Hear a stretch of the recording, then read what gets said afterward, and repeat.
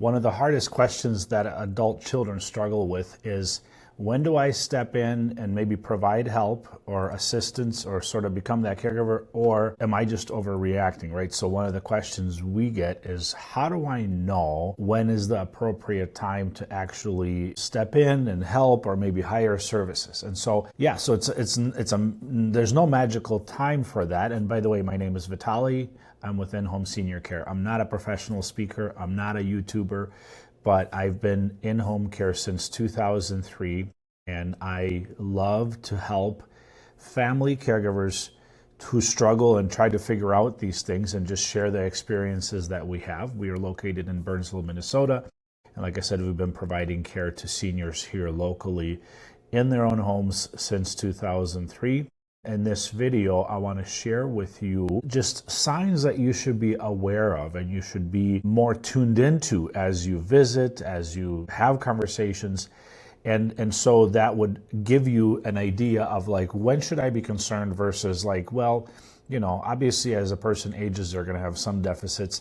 And like some things are not that big of a deal to pay attention to. So there's a lot of guilt that goes into, you know, adult children trying to make sure they're doing their best, make sure that they're available, make sure that they're actually helping or stepping in, and yet worrying about overstepping and maybe being too concerned to where maybe they're just overreacting or feeling like they could be overreacting. And they fear upsetting their mom, their dad, their loved one, that they're pushing too hard, they're getting too involved, and want to kind of strike that balance. So hopefully I can answer some of that for you today. So why is it hard for families with these questions or trying to figure this out? So there's a role reversal that happens, right? So our parents were our caregivers. So they raised us from when we were very little, and they were in that responsible adult role. And so at some point here, we're kind of coming back into, well, now I'm going to be the responsible adult, and so I'm going to be helping them to make sure that they are okay, and we want to make sure that they're not neglected and the care that they need is actually being provided, or somebody's thinking about that. Seniors will often minimize the problems they fear. Sometimes it's a cost fear, right? There's a cost to whether it's thinking about moving or a nursing home or assisted living or even bringing services in. But sometimes the fear is just losing independence and you know, the fear of, I'm becoming a person who I don't like in some sense because I need help. Like, I can't take care of myself. That's not a great feeling. None of us would be excited about that. And then, you know, like thinking about, and you know, I don't want to be a burden. Like, I don't want to have someone who has to constantly think about me or have to worry or come over or do things for me. Adult children, a lot of times, struggle with the idea they live too far away. So even if they're local, like for us here, we're in the South Metro, we're in Burnsville, we kind of serve all of the south of the river suburbs, going down as far as Northfield, Minnesota, and Faribault. But so the distance becomes an issue, right? To be effective, to be able to come over, to be able to visit, like that may not be, you know, may not be all that productive because of drive times, because of traffic. The other part of it is we're only seeing each other in little chunks of time, right? So to be able to get an assessment as to how are things really going, get to really kind of into what's happening in the space and in the home, it's not enough time to actually do that. And then sometimes we can kind of normalize the gradual decline where like the person is not doing great, but you know, when you're not around it enough, you've kind of seen, and it's become a new normal and it seems to work, and so you just kind of leave it alone. So the three categories of warning signs, kind of big picture things that you should really think about. So we talk about physical, like what's going on, and then daily living conditions. We talk about cognitive and emotional, you know, functioning there, and then how safety, right? So how safe is the environment that they're in? Is it really conducive to being able to continue to live independently and safely with the current level of safety or lack thereof in the home? So thinking or talking about physical and daily potential red flags. So personal care and hygiene, like Are they skipping showers? If you're visiting, are they wearing the same clothes? If you happen to visit 2 days in a row, did they change, right? These are things that, if you're tuned in, you're going to be able to kind of pick up on. Strong odors, or you can tell there's poor grooming, right? So these are things that may be a red flag for you to go, like, I thought your dad was doing pretty good, but yeah, like, he's got that shirt on. Like, I've seen him with that on the whole week. I've been there 3 times. He smells like he needs a shower, right? Those are things that, obviously, that's a sign. Household stuff like dirty dishes, expired food in the pantry. If you open the fridge and you go through and there's a lot of stuff in there that shouldn't be in there anymore, again, those are your signs that you should be kind of thinking about. Unopened mail, unpaid bills, laundry piling up. So lots of different things that, again, most of you would go, wow, okay, something's going on. We need to maybe tune in a little bit more. Nutrition-wise, weight loss or gain. Usually it's weight loss. So it's a well-known fact that seniors' nutrition suffers, especially if they live alone. It's not fun to cook for yourself. And a lot of times the alternative, meaning like the TV dinners or whatever frozen things you can get, they're not the most amazing, the most nutritious things. But the bigger aspect of all of that is actually the companionship piece, to where, like, meal is a social occasion. It's not just I need to eat because my body needs food, right? We enjoy connecting with people, and meals are that central piece of that overall our lifetime. We get together with people for coffee. We get together with friends over lunch, celebrate with family over dinners, right? So that is very ingrained. And so when we come over, we can do that. But when a person's alone, that will suffer. So think about that. Potentially empty fridge or spoiled food. We have, way back in a day when my wife was helping take care of her grandparents. Remember one visit very specifically where we came over and, like, we opened the fridge and there's nothing in there. And we had to kind of roll our sleeves up and figure out and help and get things and get pizza for that night, but then go shop and get more food in. And then it caused us to go, okay, we need a plan. We need to pull together because status quo is not working anymore. So it's kind of another one. Or maybe they're relying on snacks for food. Maybe they're eating crackers, they're eating bags of chips. They don't have to cook. They don't really want to deal with stuff in the kitchen. It's not actually mobility is causing them not to eat very well. So those are some of those signs there. Let's talk about the cognitive and emotional changes.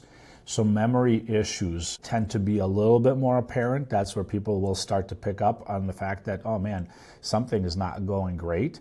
Maybe they're repeating the same story. Maybe they're calling you and asking you the same question, or you just had a conversation with them yesterday and they're repeating that question for you today. And if you ask and say, hey, we talked about it yesterday, they will draw a blank, or maybe they'll be a little annoyed with you that that's what you're saying because they don't remember that. Missing appointments, right? So they were supposed to be someplace and they didn't get there. Forgetting to take their medications. I've talked about this in another video. Forgetfulness is a normal part of all of us. If you go to the fridge and you open the fridge and sometimes you go, man, what was I going to get? We all have those little moments because we're processing a lot of information and your brain's onto the next thing and you kind of forget. What we're talking about here is actually more specific. It's when someone forgets, like, did I actually take my medication this morning? And if I can't bring that back up and recollect that from my mind, from my brain, that's an issue. Or did I even eat breakfast? Or what did I eat for breakfast? What was the thing I ate, right? If that's the case, that's more specific, that's more pronounced. That is in the realm of dementia potentially, and certainly it's a large red flag. Decision making, poor judgment, that may come across in maybe not paying the bills. That may come across in some other thing that you realize that this person is doing. They maybe shouldn't be driving and they're driving, or vice versa, some of those kinds of things. And confusion with finances, potentially scams or unusual spending, right? So I will make a different video on this. But as you work that relationship as a caregiver, come alongside to help them. The financial protection aspect is going to be a big piece of it. Financial scams are extremely prevalent. There's a lot of them out there. They're more and more crafty. So you may need to play a role where you can help manage that. And so that might mean that you may have to be on the bank accounts and help monitor and see what's going on, make sure that something weird is not happening, or maybe set up a plan with the bank to have some safeguards in place so that large transactions have to be approved or something to that effect, but to be able to help. And then emotional shifts. So things like, maybe there's some like irritability that isn't easily explained, or just fearfulness. They're expressing that they're afraid, that they think somebody, is coming to the house, or they're afraid that somebody's going to come and get them, right? And maybe there's something real there, depending on the neighborhood they live in and whatnot. But sometimes this is just an expression that is not necessarily based in reality, but something is happening, and so they're giving you a kind of a warning sign that they may need more help or more intervention. Or depression or withdrawal, right? Like that other piece of it where it's like they could sit there on a couch kind of staring into space, and they're not really interested in life and activities and doing things. Again, huge red flag. And so a lot of times around the holidays, people will pick up these signs a little bit more because they're around. But it's a signal for you that you need to come around more often, so that you can observe what's the new normal, what's actually happening, how is this working, and then start to put together a plan, or at least to reach out to talk to professionals to say, okay, this is what we're seeing, this is what we're dealing with, what could be a plan, what could this look like? Okay, so these are not necessarily normal aging, and they're interfering with daily life, right? So a lot of times people will go, well, this is how people age. Well, yes and no, because normal aging, we're all going to slow down a little bit, but obviously people function into their 80s and into their 90s, and some people are doing really well. Some struggle more with physical issues, some struggle more on a cognitive side, but these are not normal aging issues. So we want to look at it from that perspective and go, okay, this may be where this person is going to need some additional intervention and help. So safety and environmental, like where their environment is, right? So are they having falls, right? Is there bruises that they can't easily explain? Are they rearranging furniture for balance, right? Are they putting things a little bit in different spots because they can lean on it when they're trying to walk around, right? So again, these would be your signs. Maybe there's burned pots, cluttered walkways, poor lighting. A lot of these things are really easily fixable, and a lot of these could potentially be a huge issue if they're not addressed. Are you concerned about your mom driving? Have you noticed scratches on the car, or maybe dents or dings that weren't there, that again would potentially be an issue? We had a gentleman that I knew personally that was not part of our clientele, but he ended up having a situation where he came home. He had a driveway that had an incline, and he came home, parked in the driveway, and was going to bring in the groceries. But as soon as he got up from the car took off and drove through the garage, through the back wall. And so what had happened? Well, he never put it into park. He thought he did, or he got there, pressed the brake, got out of the car. The car was still in drive, and it went through the garage. So huge sign, huge red flag, right? That same gentleman later ended up totaling a vehicle in a parking lot that, according to him, he said he stepped on a brake and the car just took off and he smashed into this other car. Well, clearly he had actually hit the accelerator versus the brake. But I'm bringing you this story just because it's a huge red flag example that even when that accident in the garage had occurred, the family should have pulled together to probably rethink the driving, right? Because the dangerous part about the driving is it isn't just the senior themselves that we're concerned about, but it's also them being on the road with other people, and we want to make sure that they're still capable and are able to drive. Are they getting lost? I had an inquiry for services from a gentleman who, this is kind of a crazy one. So he had to get involved because his dad was detained at the Canadian border as he was trying to cross over without a passport or whatever. He had no clue that he was at the Canadian border. He was just driving and he just was going someplace. So huge red flag. So he actually had to go there and get his dad out of detention, because obviously the border guards knew that he wasn't in his clear mind and needed help. And so that was kind of one of these crazy stories. And even crazier on that is that we were setting up to have services so we could drive him, so that that piece would go away, and he refused it. I don't know how that situation worked itself out, right? But I just wanted to bring attention to it as we're talking about this, because it's a real issue. Driving is one of our most coveted things that we do in the U.S., especially in Minnesota, because it's our independence. We get to go where we want to go, and we get to enjoy things. But obviously, driving is a huge responsibility because we share the road with other people. And so we want to make sure that that person is able to still manage that piece of it. And it may be time for you as the caregiver, as a family provider of care and helper, maybe you're the daughter or the son, to step in and make sure that that piece of it is addressed. Medication safety, right? That's another one. Like, is mom taking her medications? Are they set up in a pill box?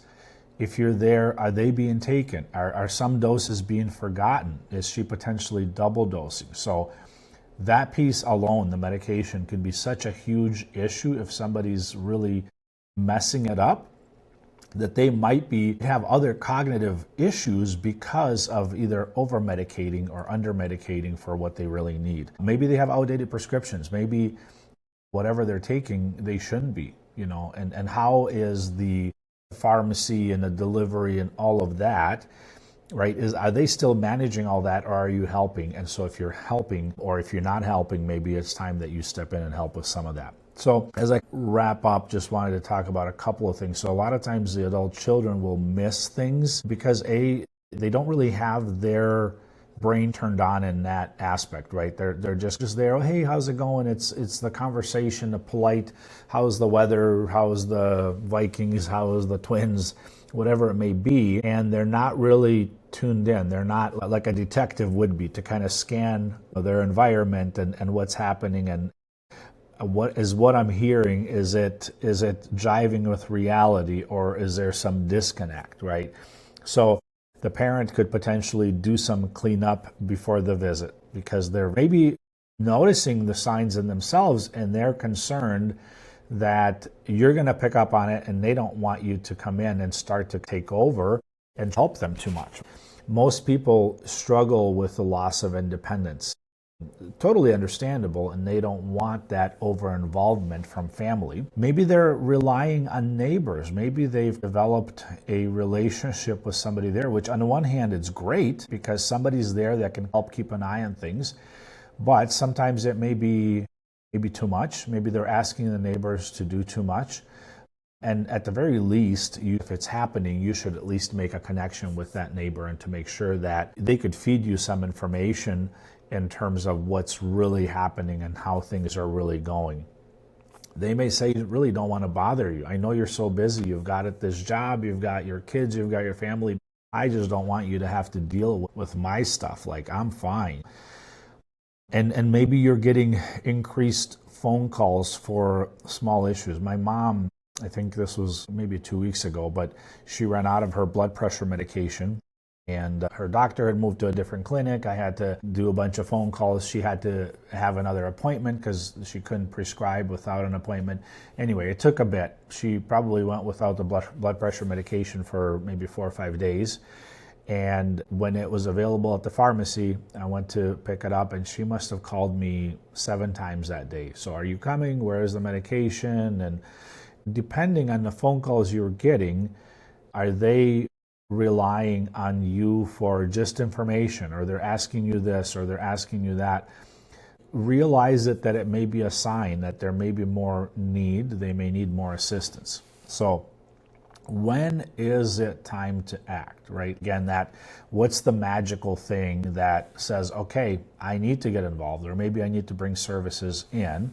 So ask, is my parent safe? Am I convinced that my parent is safe by themselves? Are they safe? Is what's happening, is it sustainable? Are they in a situation where this is functioning and this is okay for some time? And then think about what happens in an emergency. What is your plan? Are you able to come over there? How will you know? Is there a pendant that your mom will wear? So if she falls, if she doesn't have access, some of the apartments may have a pull cord, but let's say they're still in a single family home, or your mom still lives alone in a single family home. How will she get help if she has a fall? Think about that. Lots of tech now with like even Apple Watches, right, have fall detection. There's lots of less costly option like Lifeline or others where you could either wear like a watch or a pendant that it can be pressed.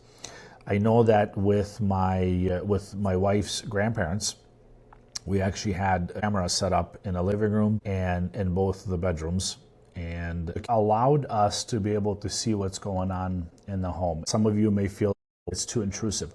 It's a conversation you would have to have with your mom, your dad, about the privacy aspect of that. But it was hugely helpful for us to be able to have a visual and to see what's happening in the home. And there were a number of times where we ended up summoning emergency services because of falls and because we knew about it pretty much right away. So we used an Arlo system that was tied into their Wi-Fi, and it worked great because it would send notifications, alerts from the movement, from, the cameras would trip with movement. So it isn't my prescription for every situation, but it is helpful for you to, to keep an eye. And by the way, like as professionals, when we provide care, our view of it is that when we're in, we don't know if people have cameras or not, but our assumption is always that people do, because I think in order to advocate for good care and to make sure that your loved one's receiving the best care and making sure that nothing weird is happening, cameras are not a bad idea. So that's where I'm at on that. But think about what happens in an emergency. How will you know? How will you help? And how can they access help when they need it? No, that's, again, you need to have that conversation with your loved one. Make sure that you're both on the same page, because you're thinking about them and what they may need.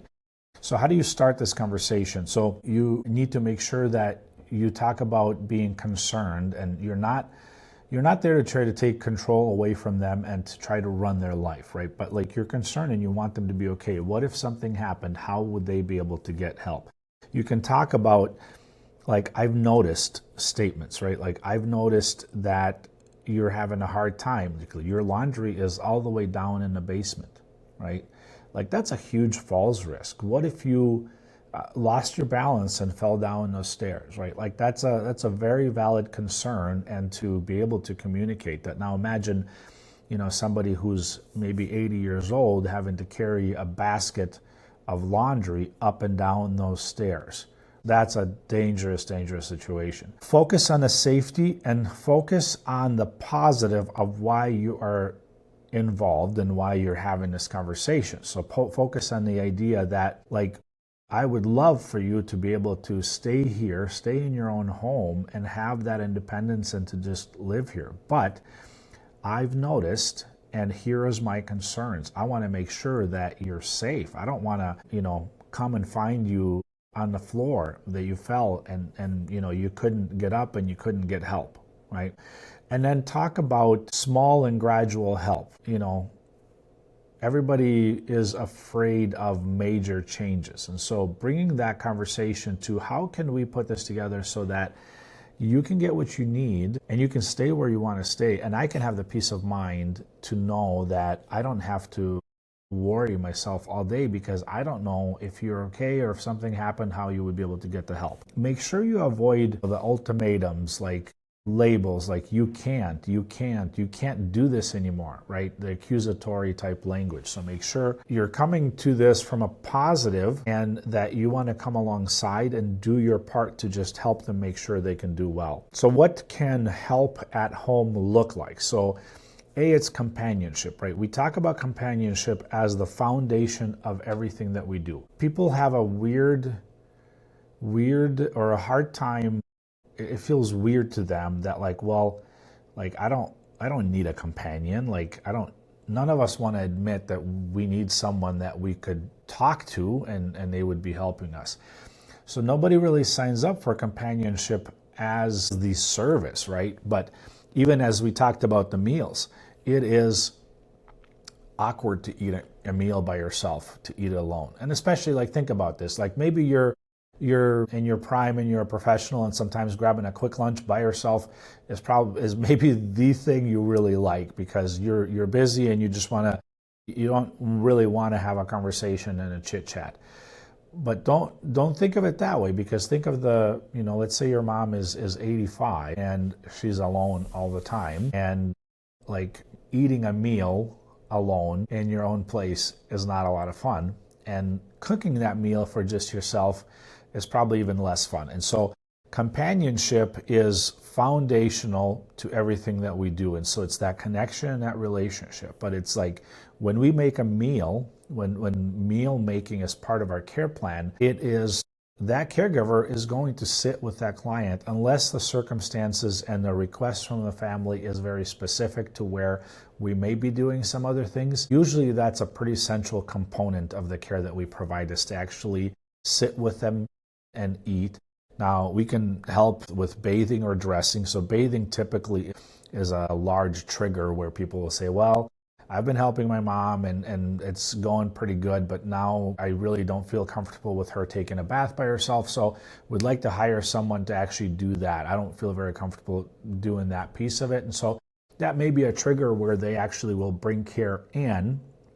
And then, of course, we are going to be there for a number of hours, and we're going to help not only with the bath, but with all sorts of different things. So like meals and med reminders, light housekeeping. So light housekeeping is not what you would pay a housekeeper for. It's not the deep clean, right? But I always joke and say, like, it's what you do before the housekeeper would come, right? If any of you have had a housekeeper, you probably tidy your house before they come, and they do the more in-depth clean afterwards. So it's running a vacuum. It might be doing a little bit of light dusting, wiping counters. It's the basic kind of things that people will do on a daily basis throughout the week just to kind of keep their home up. So that's what Lighthouse would be. And the idea is that the care that you would put into place will actually support the independence of the person. So we're there to help alleviate the areas where they're struggling and they can't really do for themselves. But we certainly don't want to take over the things that they're able to do well. And so we want them to be as independent as possible with whatever they're still doing, but yet we're going to be helping. So a lot of times that's changing linens, right? That's a harder task, and running the laundry, maybe running to the grocery store to get things, or maybe bringing them with. Maybe it's taking them to appointments. So all these things are kind of baked into the care plan. A care plan will be very unique to each individual we serve, but let's say we're serving somebody, we're doing these things, but you're not going to have an appointment necessarily every week.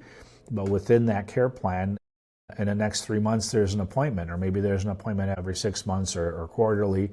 We can go with and provide that assistance. So our caregiver would actually transport in their own vehicle, go with, and then come back and then help bring that information back to family. And again, every client we serve is different. With some, the family is actually doing that. Maybe the daughter will go with, but we can play that role. So the daughter doesn't have to take a half day off of work to do that. We can actually help the person do that. Hair appointments, getting to church, right? So home care is very, very interesting from the standpoint of our goal is to help you maintain your own routine. We come in, and whatever the deficits are, we pick those up and we help somebody maintain their normal routine, versus I think sometimes when you think of a facility and a building, there's lots of activities, lots of amazing things, but they may not be the thing that's who you really are.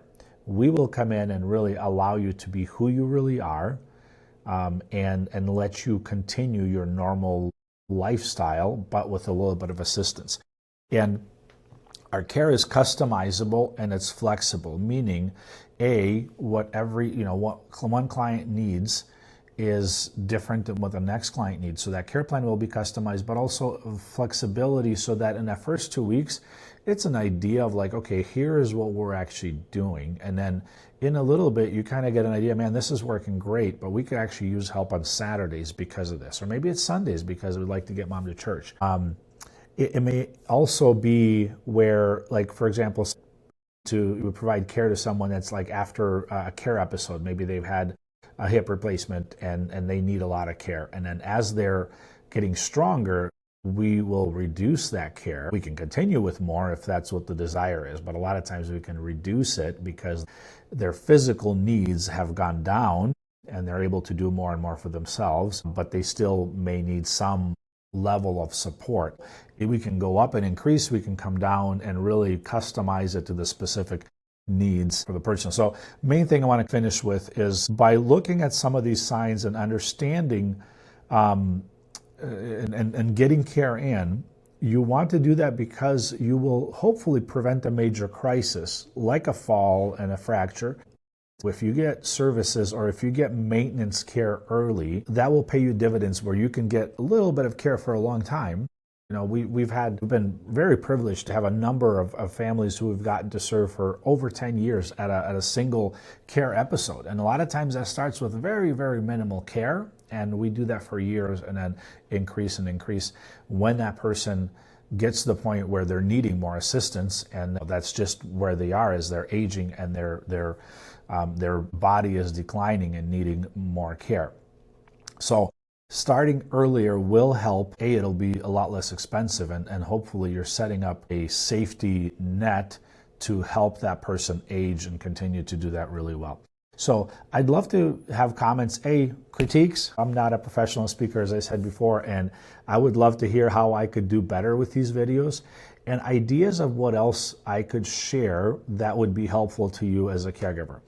Please comment and let us know how we can help. We are local here in Minneapolis area, and so if you are here and you would like a free consultation to actually visit with one of us, have us come into the home, there's no cost and obligation. We will help you to understand your own situation.